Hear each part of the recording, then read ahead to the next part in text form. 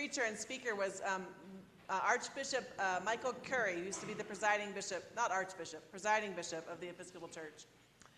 And he talked about his grandmother and how she prayed.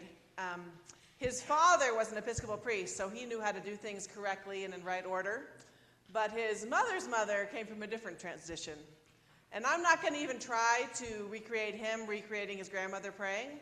But the basic of this, it was something like this. Oh God, I want to thank you that I woke up this morning. And God, I want to thank you that I got out of bed. And God, I want to thank you that I brushed my teeth. And it just went on like that. He said he would always hoped it would be his dad who would say the prayers, not his grandmother, because he knew they'd be there all day. You know, in the Episcopal tradition, we have a nice, collect with 2 or 3 sentences into his grandma's prayer, and we haven't even left the house. And I thought about that when we were reading the first scripture today, that when they go to give thanksgiving for what they've been given, they're supposed to say, a wandering Aramean was my ancestor. I'm sorry, do you mean Abraham? We're going back to Abraham now? We're going to do the whole story, the whole thing?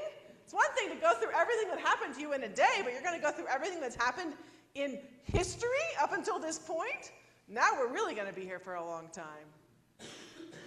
I think the words thank you, much like the words I love you, have somehow kind of lost their meaning in a way of being overused or coming out like they're kind of trite. Even though we know they're important, right? We teach our kids, you're supposed to say thank you for the gift, right? We teach please and thank you. It's one of the first things we teach our children. We know that there's research that says that gratitude can literally change your life, your health, your emotional and your physical health. We know it's good. We know it's even a part of our faith. But it's hard, right? Because what happens if what's part of your day or part of human history is not something you're actually grateful for, right?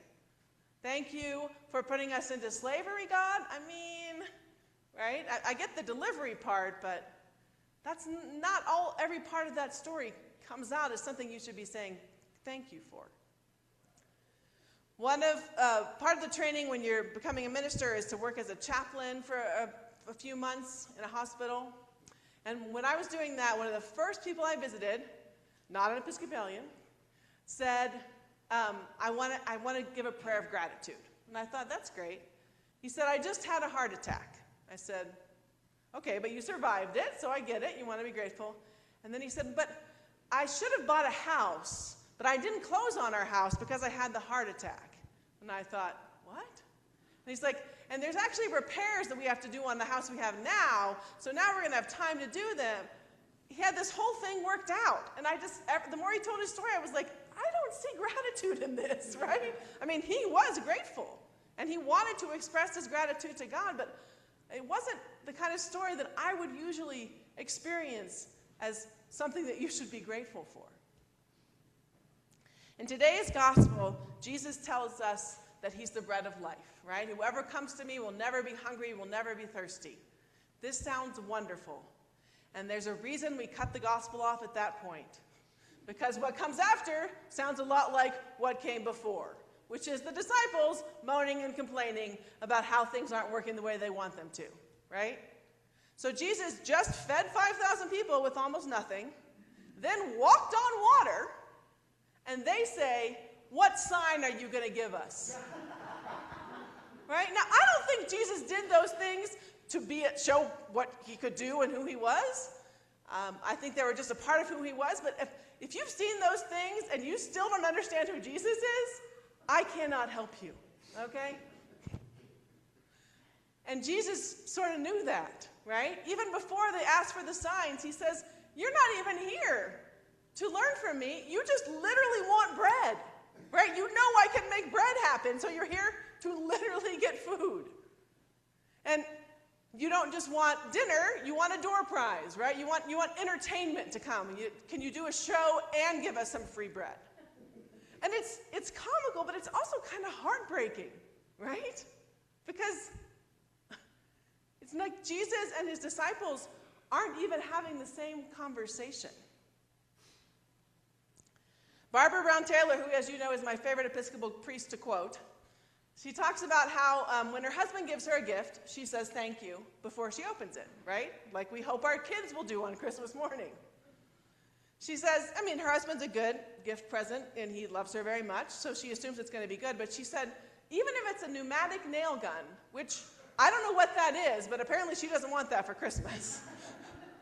She said, even if it's that, I trust that the relationship that I have with my husband will survive getting a gift I didn't want.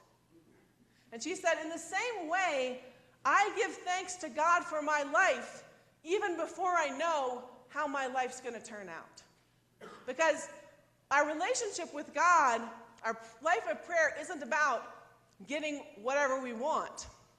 It's about being in relationship with God to the point that we can trust that whatever comes into our life comes from God and is meant for God's beloved child, who is you, right? We live in a world where it's tit for tat, right? You get what you pay for. And apparently, that's where the disciples also lived. Because if you listen to the gospel, that's what they're saying, right? What will you give us? What do we have to do to get it? And Jesus is like, literally, we are not having the same conversation right now. He said, I am the bread of life, right? I am the bread of life. When we get stressed out or things are difficult, we like to give the if prayer. Do you know the if prayer, right? So, I'm going to go to church every Sunday. I'm going to pray every day. I'm going to give all my money away to the poor. If, right? If you do what I ask, God, right? If you get me that job, if you help me in this relationship, if you make this illness go away. But when Jesus speaks to the people, he says, I am the bread of life. Whoever comes to me will not be hungry, will not thirst. Did you hear if in that?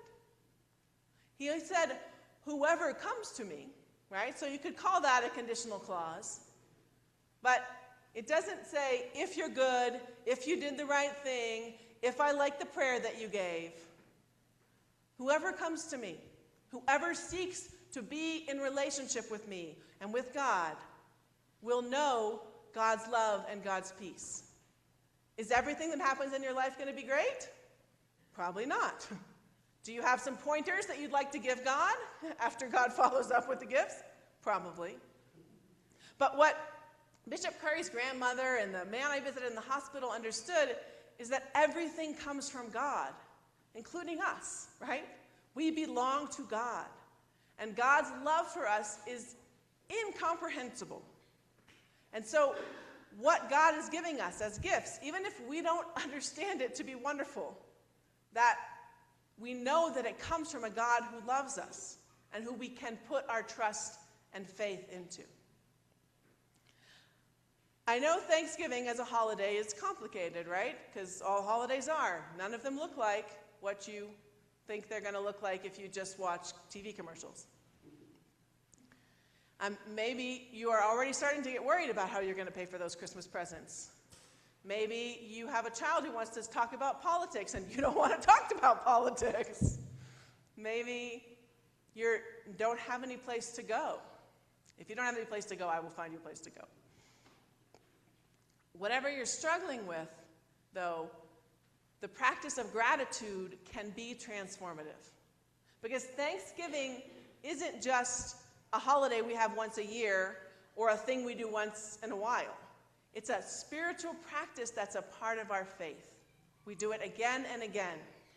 If you listen to the second reading, I didn't get all of it, but Kimberly went through the whole list, right? Whatever is just, whatever is pleasing, whatever is good. Keep doing those things, and the God of peace will be with you. Keep practicing gratitude. Keep practicing whatever helps you be in relationship with God. Keep practicing trusting God even when you don't feel like it. And the God of peace will be with you. Gratitude is a spiritual practice that is at the heart of our faith. It is hard sometimes, but it is important. And we don't do it so we're going to get something back in return. We do it to recognize our relationship with God. So just say thank you.